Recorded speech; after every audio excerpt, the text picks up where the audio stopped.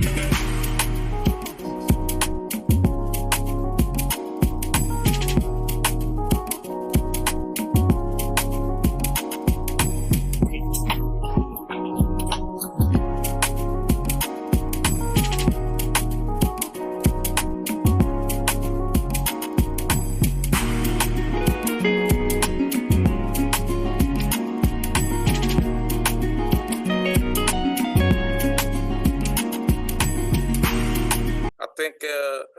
me give them one more minute and start like 12:01 or 12:02.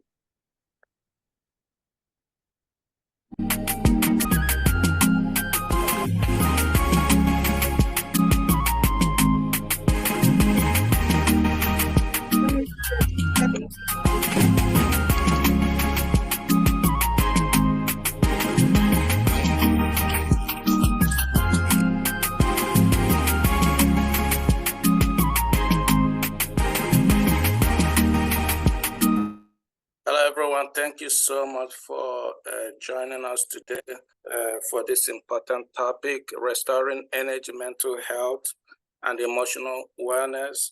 This topic is very, very important. And we are fortunate to actually have well-tailored person here today with us, William Power from Canada. William Power has been doing a lot of work in Canada, United States, across the world, Dubai. And I thought that this would be a very good opportunity to showcase the work he has been doing across the world, especially mental health and energy restoration and emotional wellness. And this is his area. But usually, I have certain things I do when I do this show. So you can be on camera, that's fine, no problem. And please mute your phone if you're not speaking. There will be a particular phase where I will open the show up for people to make comments, ask questions, and share their concerns. That's fine. We know that mental health is an essential part of people's life and society.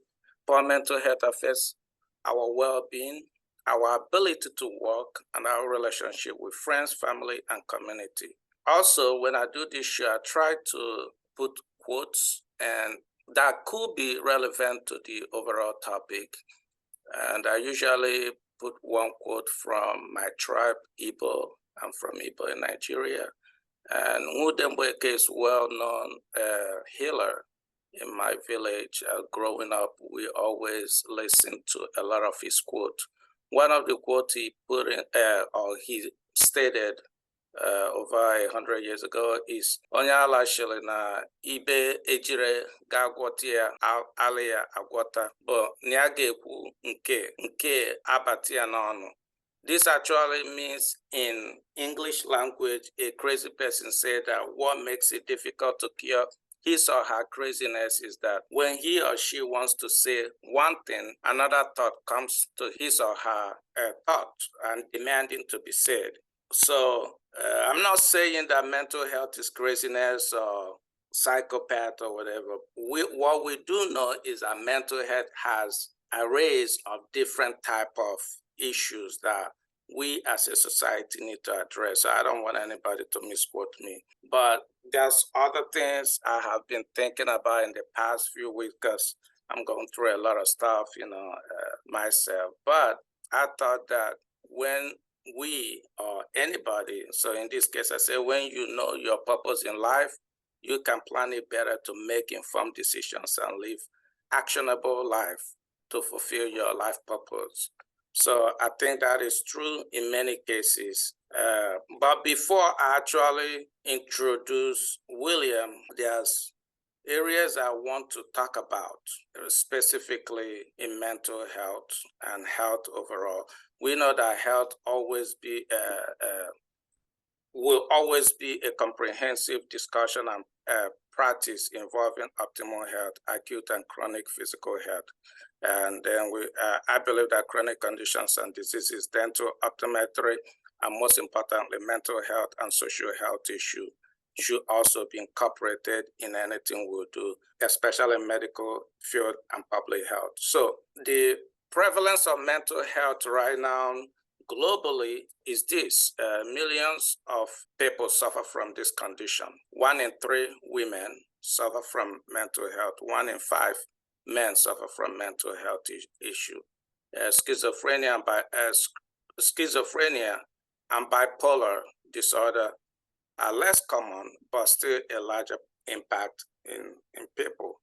Now, this is not only a problem for adults, this is also a problem for adolescents. Globally, 1 in 7, 14%, ages 10 to 19, experience mental health disorder. Depression, anxiety, behavioral disorder are among the leading causes of illness, disability, and among adolescents. Then we talk about suicide. It's also the 4th leading cause of death among 15 to 29 years old.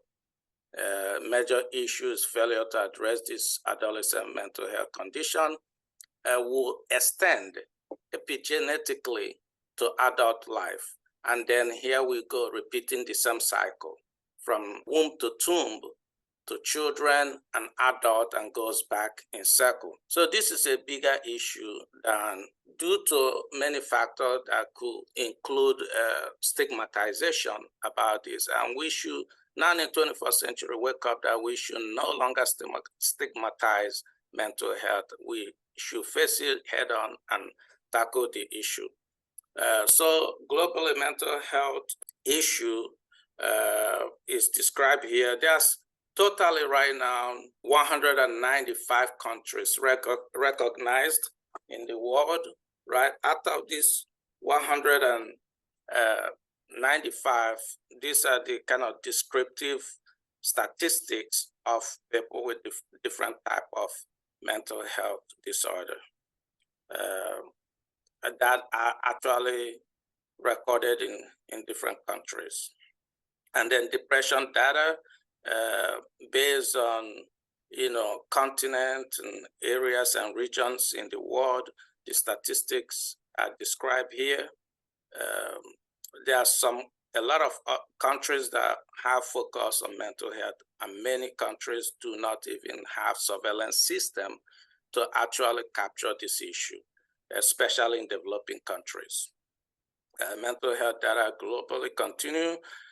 The prevalence of mental health as well. This is a 2008 world data, but this may have changed over time. We have anxiety, major depression. We have eating disorder, schizophrenia, bipolar, dysthymia, and other different types of mental health conditions. Then U.S. specifically is also have good surveillance system to capture these issues.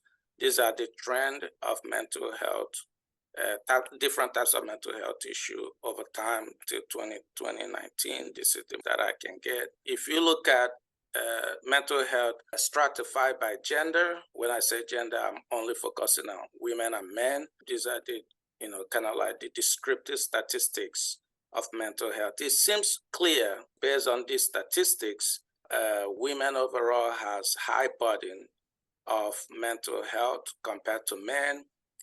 This is also area where scientists, the governing agencies, including CDC, World Health Organization, and other agencies should be looking into to see why this we have this kind of like disproportionate prevalence of this issue based on gender. And then the symptoms can range from low energy. This is important because we're going to be talking about how to restore energy, sleep problems, loss of interest, appetite, depressed mood, difficulty, low self-esteem, and so forth. So when we go to treatment and we stratify it by income, low income, upper middle income, and high income, you can see here the disparity in treatment. There's a potential adequate treatment, other type of treatment, which here fall under the umbrella of what William Power does. And then you also look at here and see, based on income, people are low, middle income, 87% of those are untreated. That's a big problem. upper middle income 80%, and high income 64%. Even with high income, 64% of people under this category are not treated. It is sickening that it's only brought up to the media whenever there's a mass shooting. Everybody now is talking about mental health. But I mean, if we can treat mental health issues, just like we spent a lot of money talking about COVID-19 and all this other stuff we're talking about, I think the society will be much, much better off, because every ill or good intentions or thought or action start from think, right, and start from how we approach things mentally, and also the social environment. So that being said, let me stop sharing. I almost canceled this show 3 weeks ago. I lost my sister, and I almost canceled it. And I know how strong William has been doing on this job, so I pushed it through. He didn't even know, so I didn't want to bug him with all that stuff. So I didn't look at it that I lost her. I think she joined our ancestors. So those are type of things that will happen, that will challenge what you do, but sometimes you want to push forward. Her name is Mark Ego, so everything, I think for now I'm handling it the best way I could. But moving forward, let me introduce the star of the day so that everybody will have an idea who is presenting this today. William Power is a transformational psychology healing coach. As a one-time golf professional, he employs and enforces the best physical and mindful techniques to enhance his superior performance. William empowers his client to learn how to allow the body energy flow to strengthen and balance the internal operating system, returning the system to the way they were designed, to the lighting fire of longevity, increased mental happiness, higher level of consciousness, and activating the inner power connections, and the path to optimize quantity of life. His unique and pioneering epigenetic method of superior operating system, SOSTM, was developed to balance the heart function, mind, and physical body, are taught and endorsed by Harvard Medical School MDs, Oxford PhDs, scientists, the medical professional, Olympic and professional athletes, CEOs, CFOs, executives, personal trainers, universities, musicians, actors, bodybuilders, mothers, teenagers, and healers. Based on his work, Coach William Power has helped organizations create over $100 billion with celebrities and executives, supported 14 sports team pro athletes to be major champions, and a key presenter of high mental performance at international psychology conferences. William is the creator of the heart-based CTM epigenetic method, and he has helped over 50,000 clients worldwide heal themselves since 1984. Without further ado, I will just turn it over to William to give us any type of reckoning before I go ahead and start posing questions that will be relevant for this podcast show. Over to you, William. Thank you, Dr. Omello. First of all, I'd like to, a bit of a surprise. I'd like to have everybody that's on board right now just to close their eyes, and this is the special thing about healing, especially healing yourself with surgery. 35-40% of anything has to do with intention, has to do with positive energy, love energy. And that's how I work through the heart as well. So I'd like everybody just to close their eyes and just send Dr. Omello some love. I mean, I didn't realize this happened with his sister. So let's just take a moment of silence, please, and just lead by example that we can all do this. And then we could do it for ourselves. So just take a moment and send in dukakus and love and peace.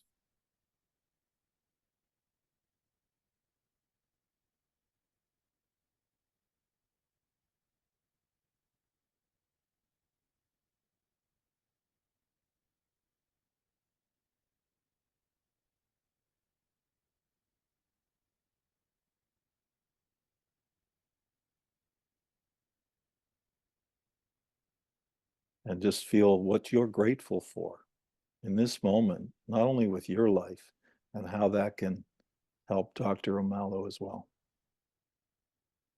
So we have a little special group going on here today in this moment.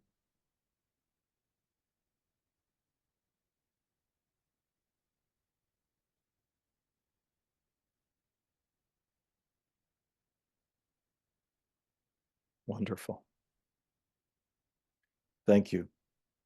And one of the things that's going to happen throughout this session is I have the ability to shower everybody with this love energy with my training in the high mountains in China. So my teacher was the #1 medical qigong master in the high mountains in China, as well as throughout China. Not bad for 1 billion people. And then I've learned how to fuse that with Western psychology. And this is why I'm getting amazing results. But it's has to do with the person. And what I mean by that is the type of person that really does well is someone that really wants change, and they're looking for change. The perfect example of a client would be someone that's found out that they're ill. They've just found out that that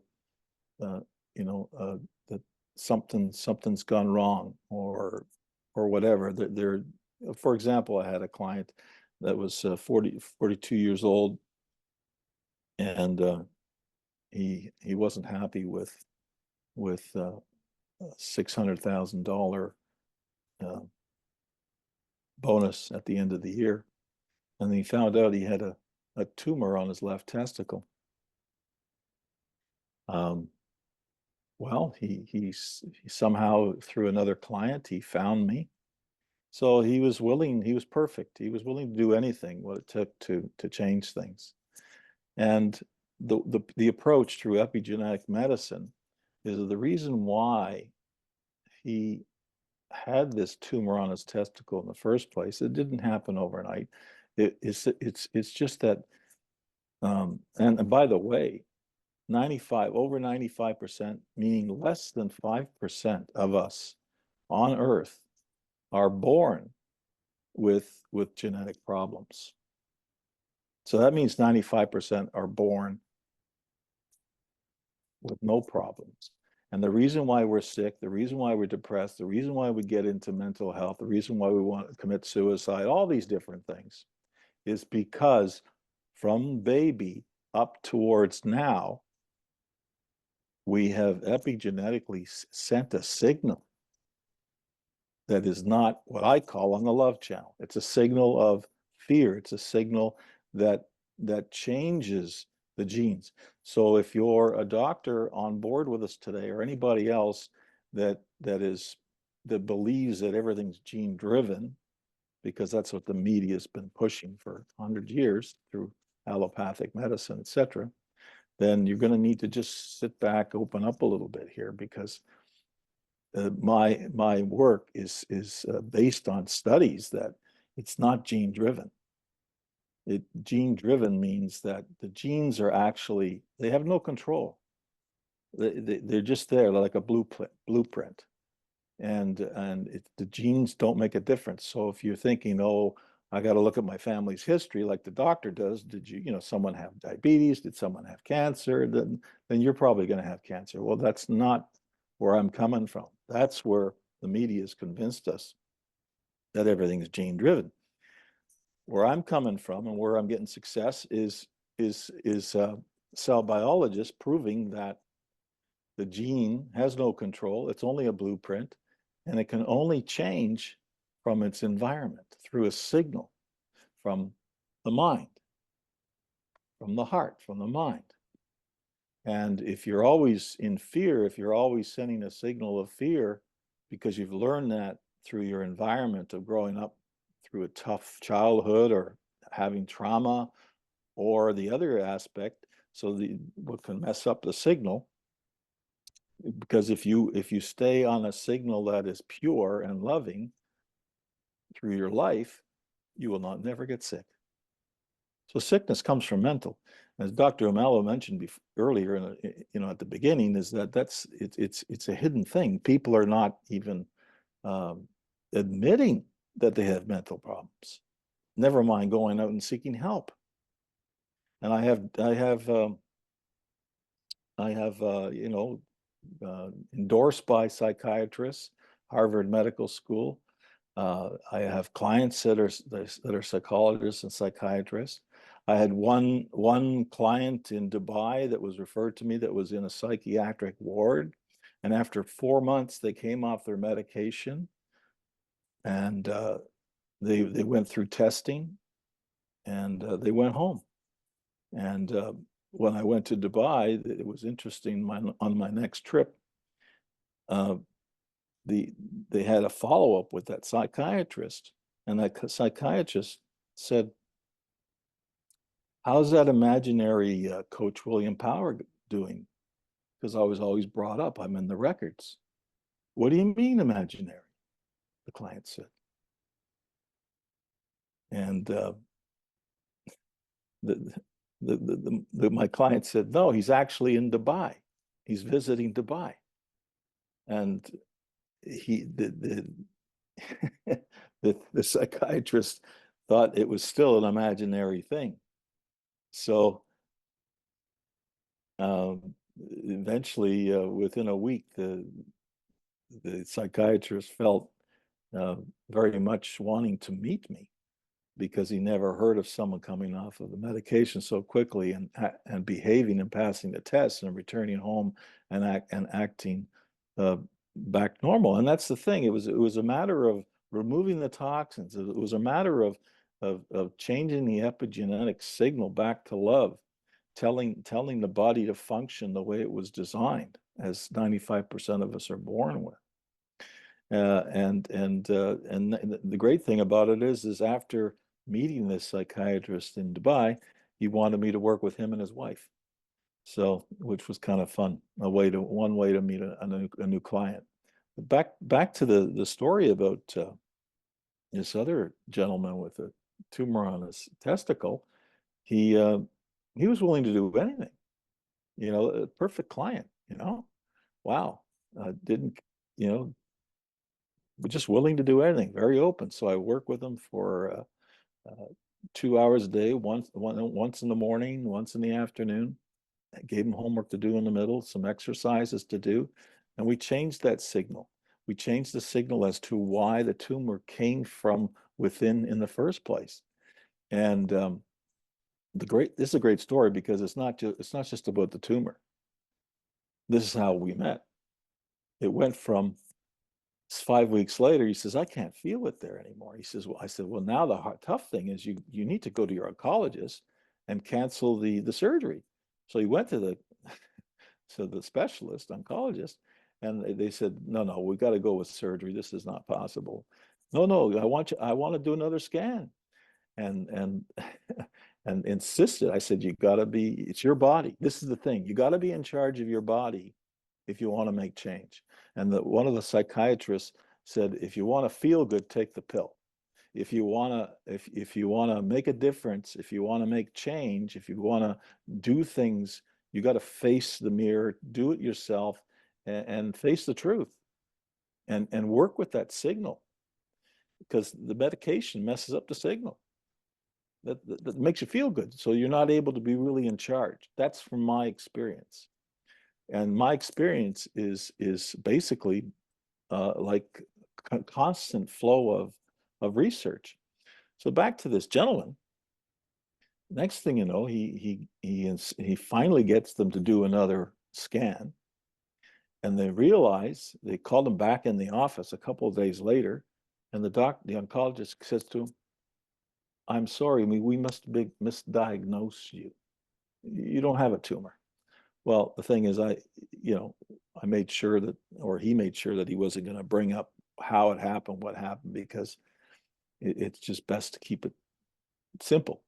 But that's not the end of the story. The great part of the story is that his wife goes, "Who's this Coach William Power guy?" His wife starts, like, so happy, I got my husband back. Um, they're so happy together. He leaves work at work, comes home. The kids are jumping all over him again.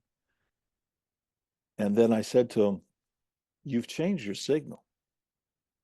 You're more loving, let's say. You're more balanced, work-life balance." I said, you apply the things you know, things are going to happen for you. He says, "What do you mean? You don't match. You know the old saying, like attracts like." Well, he wasn't the same guy, so to speak. He was more balanced. So I said, "Where you're working now, it's going to clash. It's going to change, and the universe, source, God, whatever you believe in, is going to open a door for you if you truly believe." Next thing you know, he gets a call from a headhunter. Next thing you know, he has an appointment in New York City. Next thing you know, he gets hired. Next thing you know, the company that hired him is more of a family-oriented company, balanced. And next thing you know, we had another session working on some other things. I said, "Well, now if you keep on going this way, you're going to be part of the board of directors." He said, "What do you mean?" I says, "Well, the ones that are on the board now are always looking for a replacement. So I'm sure you've been meeting." Anyways, 2 years ago, he let me know that now he's on the board as well. So there's that. There's my experience with an athlete, Olympic athlete that was injured for a year and a half. Uh, it was told to hang it up at 22 years old. You're finished. The injury's not going away. We've tried everything. We've gone everywhere. And you're just going to have to face the facts that, and the thing is that this Olympic athlete said inside, no, there's no way. She took charge. This athlete took charge on some level, if it was praying, if it was asking the universe or God or source, whatever you believe in, the answers came. And through that, she found me, and we had 2 sessions and changed the signal that was creating this reoccurring injury that she could never push herself. And the body healed itself, just like the placebo effect. By the way, was it Prozac? Yeah, Prozac. I was doing some reading. Apparently, Prozac is like a sugar pill. It's really not a drug, but everyone believes in it, so it works. So it's the placebo effect. Anyways, she went to the Olympics and went to the finals in London Olympics. Even down to another lady that lost her son in a car accident, and for 12 years until she met me, she was waking up at the same time every night that when the police came to the door, saying, "Hey, your son just got killed in a car accident." I mean, and not wanting to even drive near that intersection. So it's all over the place. Children. So mental health. I mean, I heard on the radio just before our session that in Canada, 39% of the farmers are so depressed, most of them want to commit suicide because of what's going on with the Canadian government and see new regulations with GMO and all that stuff. Who knows what else? And the feed. It's just so what do we do? It's really up to you. It's really up to you. There's 3 types of people. There's those that they have a bad signal. They created a bad signal through their perception of life, through things that have happened, maybe through trauma or through toxins. Toxins is another reason why the signal gets messed up as well. That's why eating organic does help. It's not the total answer, but it does help. So there's 3 types of people. There's those that find out, let's say they have a sickness, and then they stay in fear, and eventually it gets worse. Second type of person, they find out that they have sickness, and then they work with Western medicine, and because they have belief or faith, it works or not. And the third type of person is the best person that I seem to attract, and I'm asking that you know, would this be the kind of person you really are somewhere deep down inside, or you really are? And that is a person that's totally in charge of their body. It's my body. Okay, I'm going to work with Western medicine, doctors, everything, even alternative ways to heal oneself. But it's like you have all those people as a panel, you're in charge, and you're interviewing them, and they're telling you what's wrong, and you make a decision. You follow what's true, a true feeling within yourself, what you want to do. You listen to that connection within yourself, which is another thing that we lose when we're children. Over time, we lose that connection to source. We lose that connection to our soul, so to speak. And I say these things because this is part of the healing process, self-healing process. This is part of how it's kept so simple, because there's so many outside influences that are keeping us mentally ill without even knowing it. All this microwave technology, the stuff in the food that Dr. O'Malley was talking about just briefly. I mean, the list goes on. And the subconscious subliminal programming that goes on since Edward Bernays. If you know who that person was, it was actually Edward Bernays's, his uncle was Sigmund Freud, Jewish American psychologist that was hired by Hitler. How about that? Back in the day to get the German people behind him. And he's also responsible for women smoking. So the list goes on. There's so much bombardment coming at us that we don't even know, and keeping us off balance, because whatever you want to say, we need to be in charge of how we feel. We need to be in charge of our body. We need to be in charge of our thoughts, because that's where the action is. The thoughts and the feelings. And this is how we keep that signal clean to the genes, because the genes cannot do anything by themselves. They need to have a signal. They need to have an environment. I'll give you a simple example, and that is, let's say you had let's say you okay, yeah, let's say you adopted a child from someone that had terrible genes.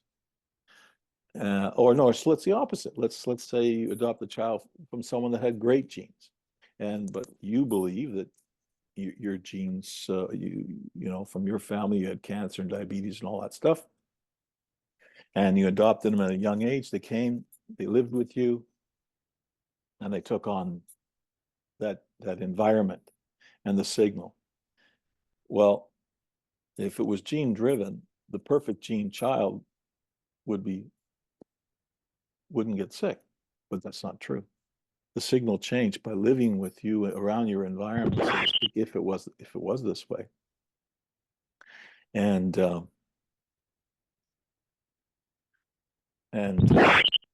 there's a noise there. I don't know what happened.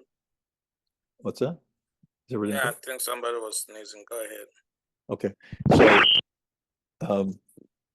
So the signal would change. So what I'm trying to, in the example then, is that because they grew up, it's the environment that's hereditary, not the genes.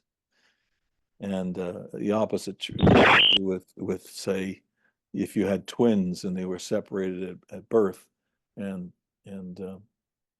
one would live with you and one would live somewhere else in the world, and they would get back together at 40 years old, they may look the same, but they would be totally different in the way of their health, because they were around a different environment. So it's based on epigenetic medicine, which is how the genes are influenced by the behavior around you, your thoughts, your feelings. And this is how I get success.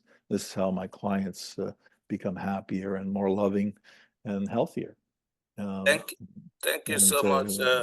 Yeah. William, for that explanation. I mean, like the process you've taken us right now, you described your expertise in this field, what you've done based on your experience and your work. You have also described to us the state of mind and inner power and performance to improve health outcomes. And sometimes the state of mind improve health outcome. The state of mind can also produce adverse health outcome and diseases based on your environment, as you've described, and based on epigenetics as well. Social construct, social determinants of health within the society that also affect mental health balance. You described the importance of self-healing and energy behind self-healing processes.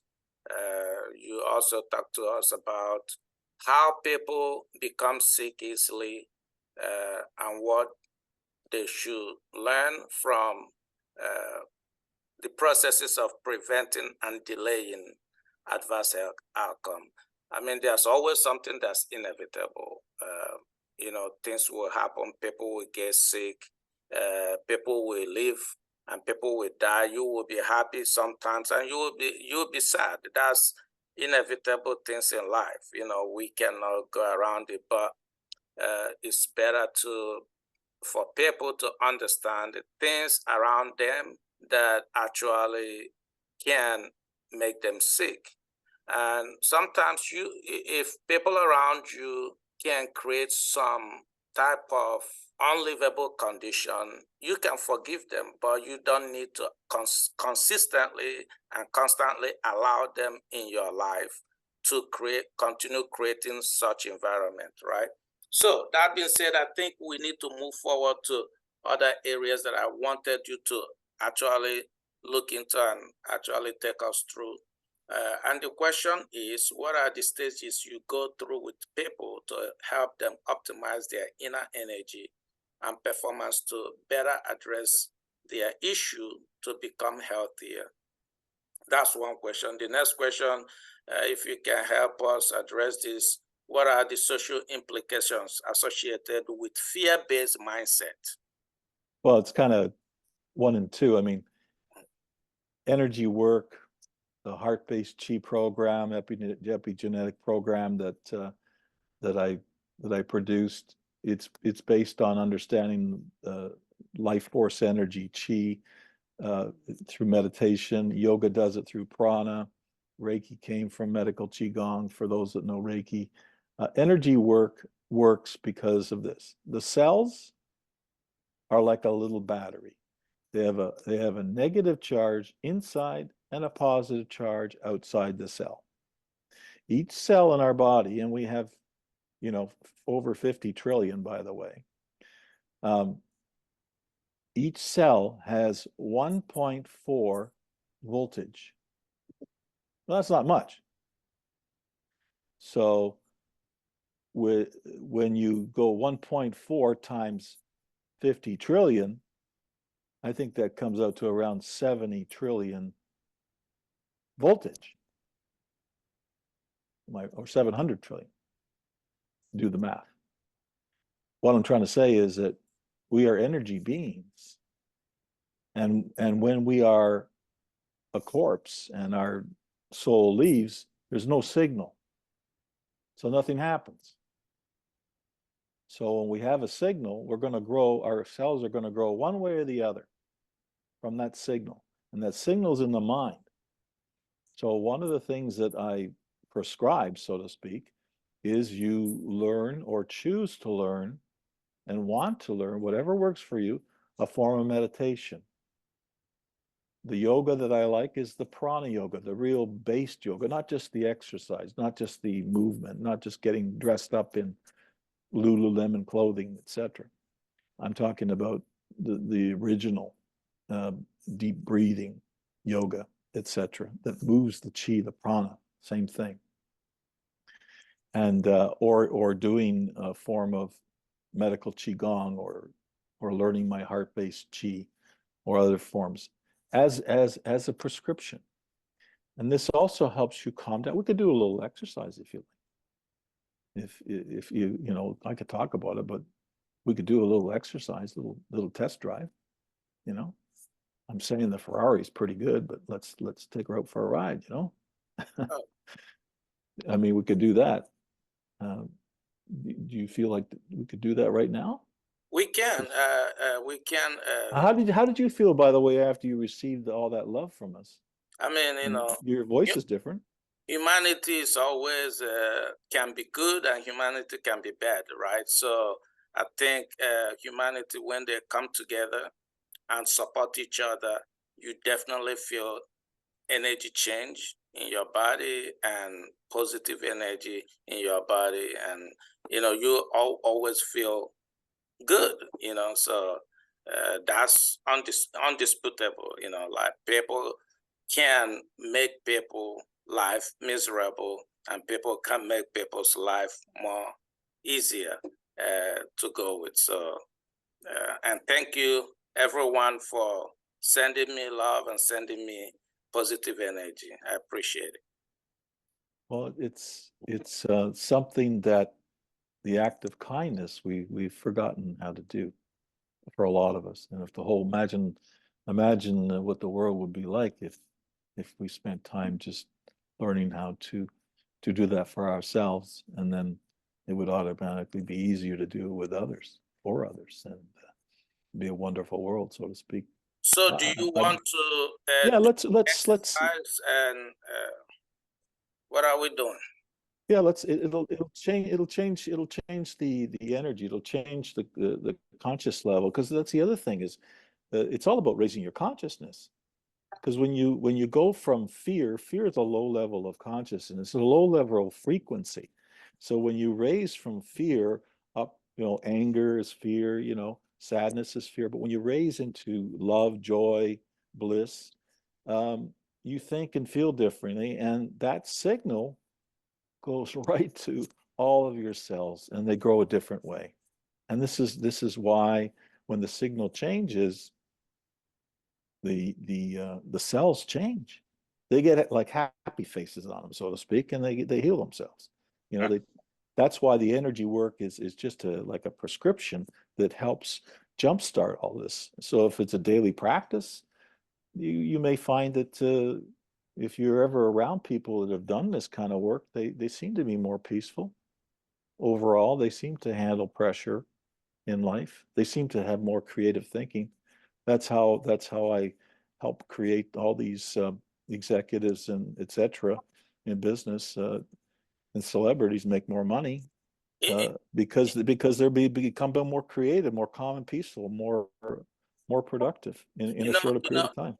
William, the way I can see what you're talking about, I used to work in the lab and used to do explants, whereby we cut explants and then we grow them in media. And in this media, they are So so, someone's got their speaker on. yeah, I'm gonna mute that person.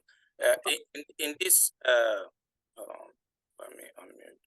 I think, if you're not on mute, can you, if you're not on mute and you're not talking, just mute yourself, please. Florence, can you mute yourself, please?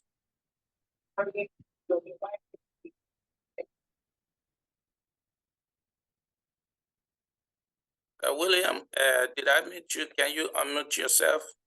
There. Okay. So going back to what I was saying, we grow some explant, tissue culture kind of stuff in media. And some of the media is already standardized, right? Like it's already tested, and standardized. But there are certain things you will change in this media, essential elements in the media. The plant will grow differently. The plant will show a different phenotype. It's not that there's something wrong with the plant. It's just like you actually in the media either put too much of one substrate or one substance or less of that is substandard what the plant needed. And in fact, it will show a different phenotype. Definitely, it doesn't matter what you do. The plant will show a different phenotype, right? So while you're talking about this energy that often people don't see, because sometimes people believe more of what they can see, touch, like, visible, right? If you give somebody a pill and tell that person, take this every day, they feel it, they see it, they touch it. And this energy you're talking about, people cannot usually touch it physically. And that's where sometimes I can see both sides. I can see people like, okay, well, what are you talking about, right? And sometimes it has to be broken down to actually describe to people what this energy is all about. In my tribe, Igbo tribe, we have similar thing like the Chinese have, where it can help you relax. It can help, if it's like calling on your ancestors that or something, like it makes you feel a different way.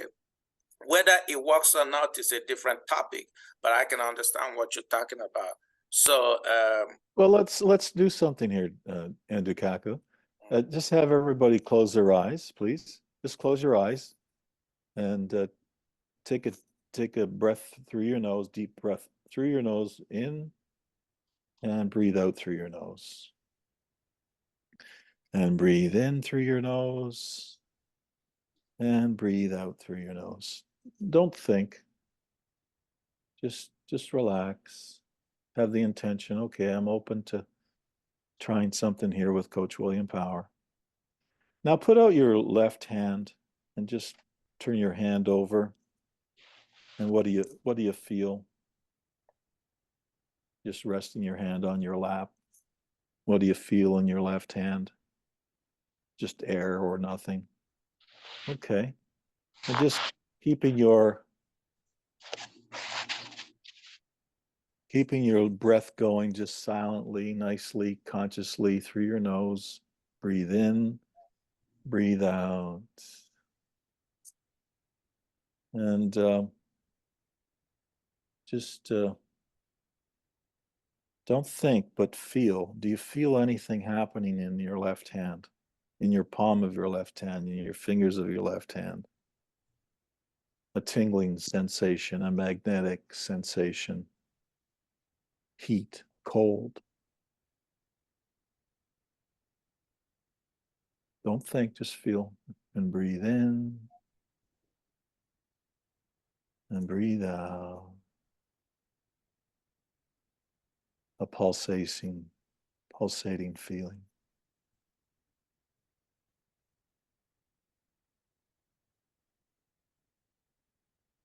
And breathe in,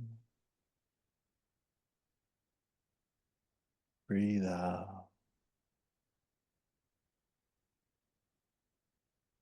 Now think about your head, going from your left hand to your head. And just think about your head. With your eyes closed, breathe in through your nose and breathe out through your nose.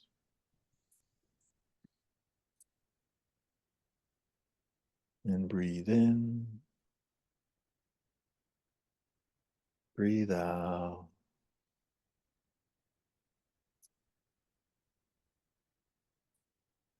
And think about your neck. Breathe in, breathe out. The neck again. Breathe in, breathe out. Think about your shoulders. Breathe in, breathe out.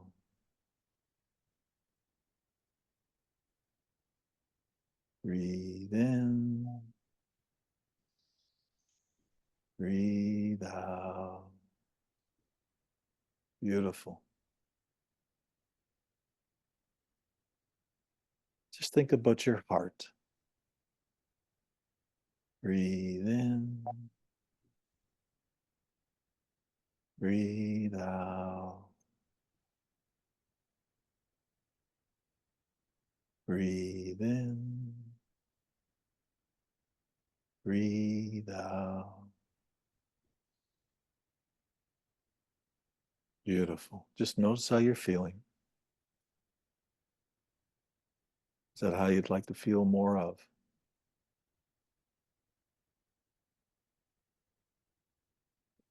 Now you're in charge.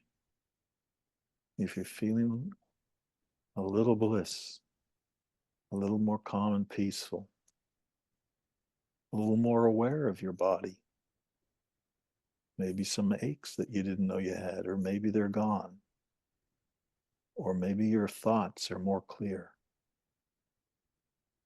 You're just more in the moment. Everyone's different.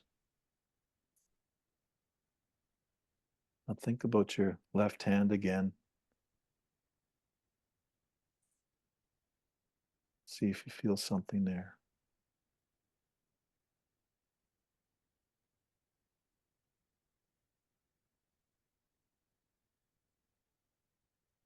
Beautiful. So on a count of three, I'll ask you to open your eyes. And when you do, you're just going to be thankful that you had a little test drive and it'll work. And just think how you've affected over,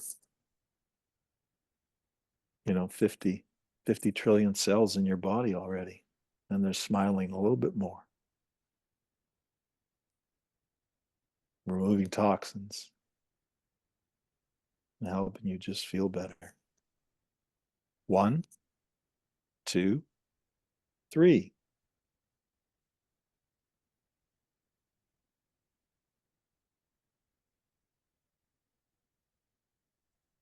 Good. Thanks for the exercise. I have a quick question. What is the significance of, okay, so the exercise we just did, personally, I didn't feel anything on my left palm, but what is the significance of the left palm compared to right palm? Is there any type of, can you do it in right hand? It was just my choice of, Okay. of having you use your left palm. It took me 2 weeks to feel something. So if you didn't feel anything, that's okay. But the other thing is it takes some training, it takes some belief, it takes some letting go to allow it to happen. But the other thing is you may like when I do this with large audiences, I get all kinds of feedback. Oh, that ache in my shoulder's gone, or I just feel more relaxed, or they go, I don't know what it is yet, but something's different, something's better. It's just a little test drive. So even your voice may be different. Maybe if we can open it, this is a time to open up for feedback or a little question with the audience. Yeah, actually, that's a good segue because I wanted to ask what are the practical application of mindfulness healing approach in public health, clinical setting, and community setting. And then after that, I actually wanted to see how if people want to contact you, how they can contact you. But then after that, I want to open it up to for open discussion to people to ask, pose question or comments. Yeah, I think it's a good time just after this little test drive exercise. So see, everyone's going to have a different feel, different experience.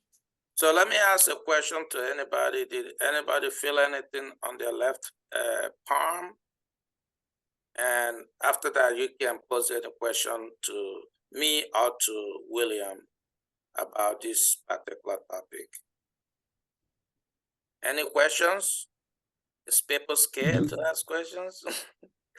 I know there has to be a question somewhere. Okay, can you hear me? Oh, okay. Go yes, ahead. Daniel. Yeah. Well, one thing. Well, on the palm, by concentrating on my palm, I ended up by feeling my heartbeat in my palm. So, just to say, the pulse. So something, of course, what I think, do you apply these techniques, for example, in hospitals with number of people around? I think that one of the benefits that you can have is that you show interest in the patients. And I think that's a very positive feeling that one has. The second, do you apply that to groups of people I that definitely are do. together? For example, sick people in hospitals. Is that a practice that is common or not? For me, Not for you, but generally speaking, in hospitals, do they have somebody that has your background that goes in hospitals and in rooms and you know, yes, assemble, I don't know, 5, 6, 7, 10 people? there is therapeutic training with nurses that is available for them to learn this, and it certainly helps. Just like bringing a pet, bringing a pet into the hospital too, Yeah. right? Because they're so loving. Yeah. But yeah, therapeutic touch, I think it's called. It's been around for quite some time. It's from this method of Chinese energy work. Yes, they just called it with a Western name, like I call mine with a Western name. Heart-based Qi. But I've also, Yeah. with my heart-based Qi, I've been able to also put some psychological aspects of shifting and changing too. So you're changing the signal and talking to the cells to grow differently. Okay, thank you. Oh, thank you, Dane.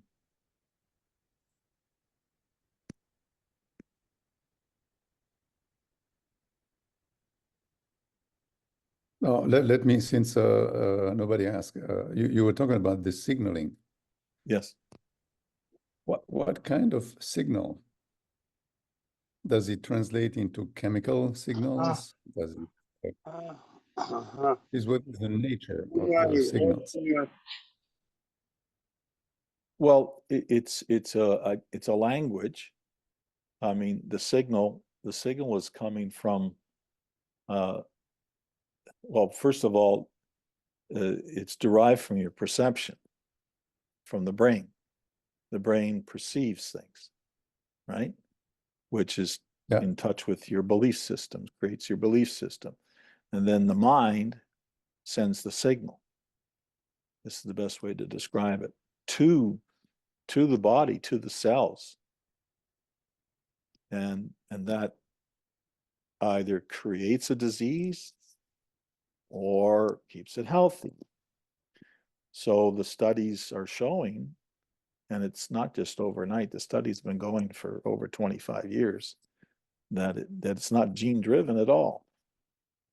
But the media and etc., they don't want to listen to those in cell biologists that are proving that it's that the genes are actually only they're just there. They're just a blueprint. They don't do anything. They're created by the gonad system, right? But they just sit there, so to speak, and they're influenced by the behavior. Another way of saying the signal is a behavior. So if you're always in fear mode, let's say, True. that's I how mean, I it's always. toasty. Suddenly Hello. realizing I thought, no, it was nice when we got in.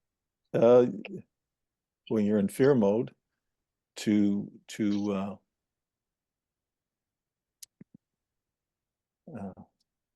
the microphones, or unless you want to speak, I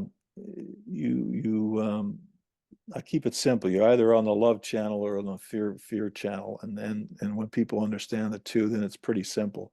And when you're on the love channel, your signal's totally different than it is on the fear channel. And the way you create, the way you don't create. You're always creating. You may not be creating what you want in life either. And it has to do a lot with health. And the signal is coming from the mind, from the perception of the brain. So actually, Okay, that brings me to another point. The physiology of the brain is known, right?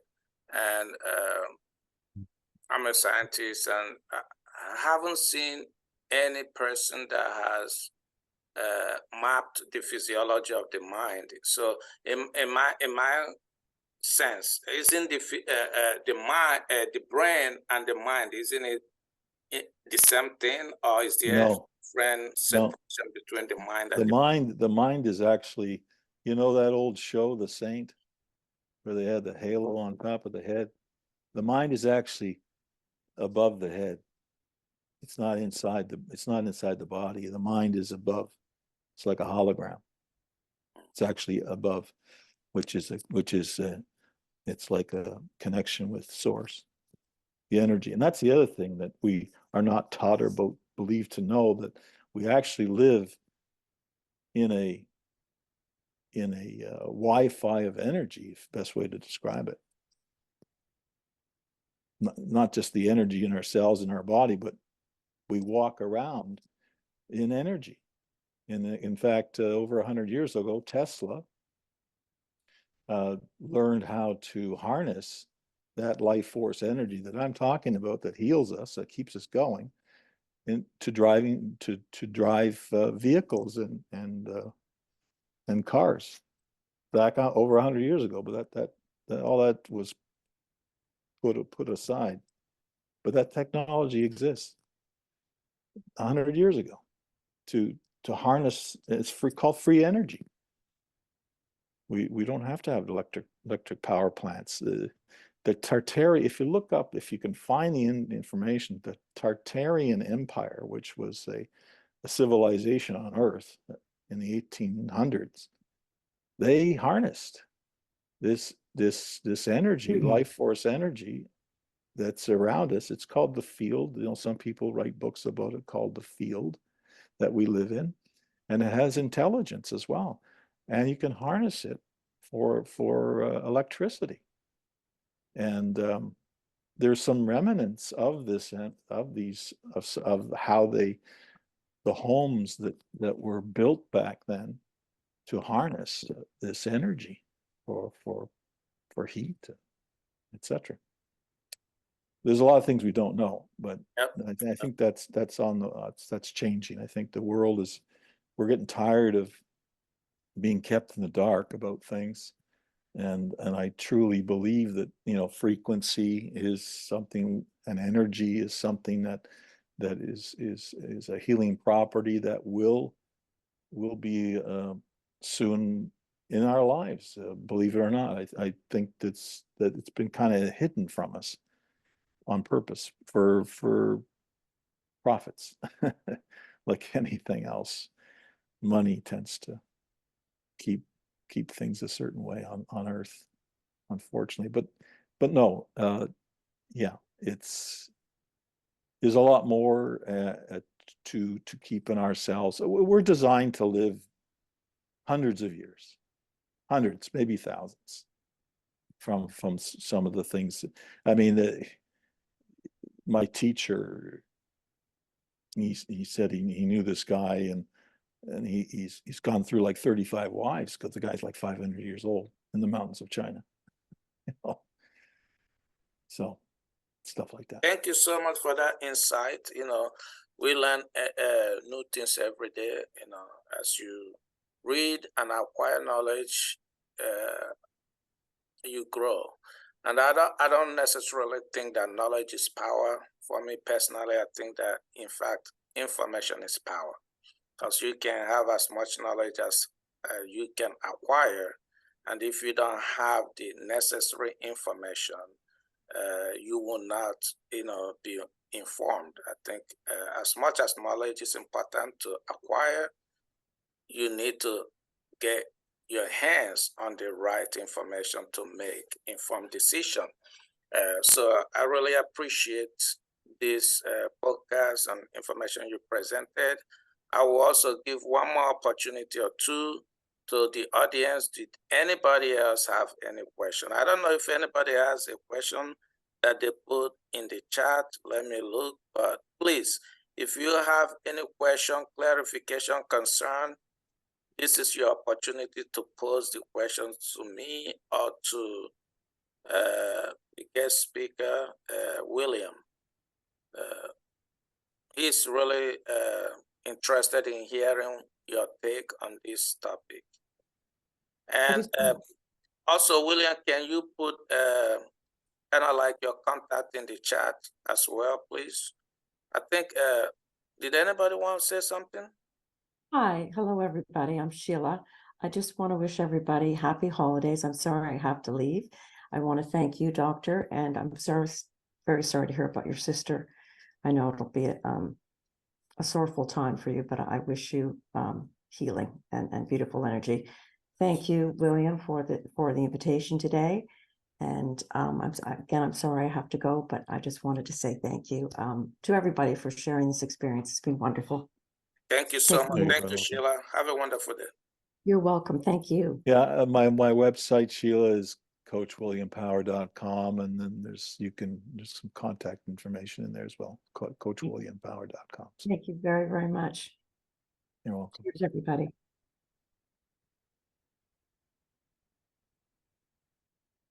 Any other question, comments? Does people have low energy today? No questions? Or maybe you explain everything perfectly. So I got one, Andy. go ahead. So, Dr. Williams, so the techniques that you teach, is it similar to like if someone was like being hypnotized type of, is it kind of the same type of, not ideal, but same type of methods? Well, being hypnotized? that's one of the methods I use is hypnosis, but the main method is energy work along with psychology, knowing the two, and I fuse the two together. But no, having a background and training in hypnosis certainly helps, because it helps in, as you may know, I'm getting a sense you have some knowledge of that, and if someone's very good at hypnosis, I know that those that are in that field, when they start learning to apply, energy work along with it, that frequency just helps with the process tremendously. This is the feedback that I get. Okay. Thank you for That that. answered my question. Thank you for your question. Any other questions or comments? Dr. Williams. Yes. So, question. I like your hat, white hat. Thank you. Thank you. I actually have multiple questions, but I'm going to keep it simple. So, if you were dealing with a person who, let's say, was dealing with,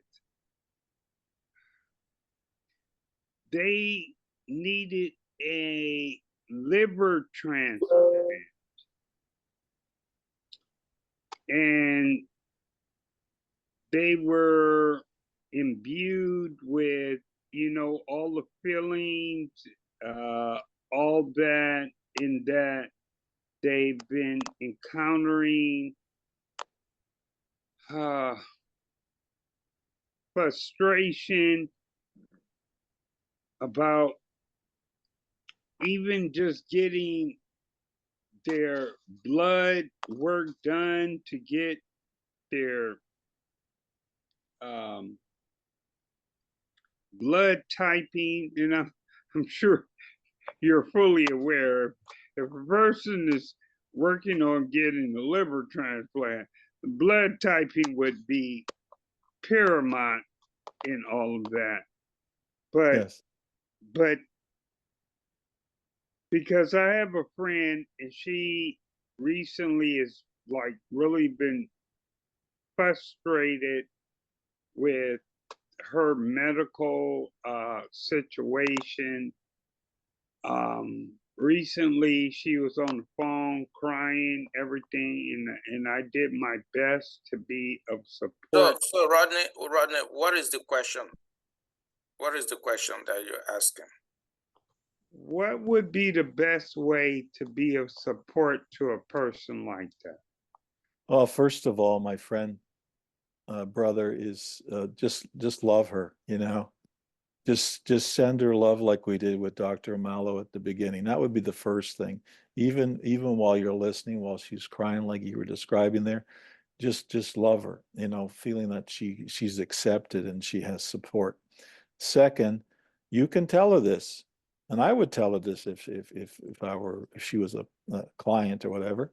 Western science, Western medicine, this is one of the few things that it's not in front page news, but one thing they do know is the liver you can build a new liver. Okay, your body will build a new liver within 8 months. It'll shed the old and build a new one. Now, what do you have to do that? Well, you need to detoxify. Liver, you know, has to deal with detoxification. You know, it's also the emotion of anger. So one would have to clean up their feelings around anger. Now, they may not be someone that shows anger. It may be internal hold on anger too. Is she like that at all?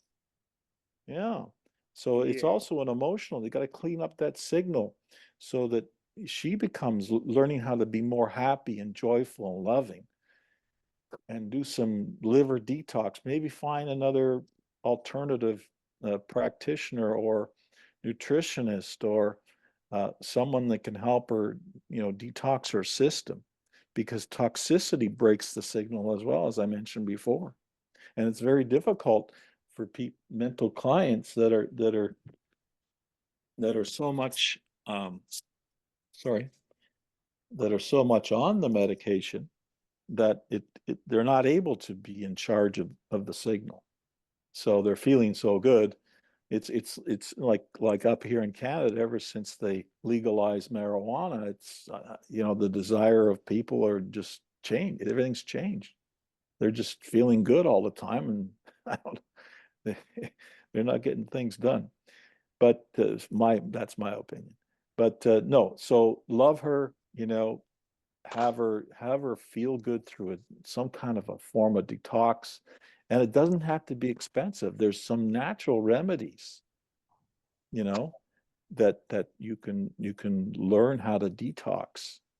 Natural things in inexpensive ways, making a tonic like a tea, a hot tea from you know, like ginger and turmeric and a few other things. I mean, you may not find it readily on Google. You may have to go to another search engine like DuckDuckGo that would give you more of a choice, or maybe on Google. But yeah, I would do those things and have her, and with that love that you can, because I get a sense you got a big heart, and just, you know, to support her and not just give her hope, but give her some promise, you know, and some solutions that she can go forward with. What do you think about that? Sounds very good. Thank you so much, doctor. Somebody's knocking at my door. Okay, no Yeah, problem. that's okay. Thank you. If any other person can add, to be honest, we are over time now, 18 minutes over. If nobody has any other question, I will wrap up this podcast. But if you have question, I'm willing to wait for your question. Otherwise, I will wrap it up.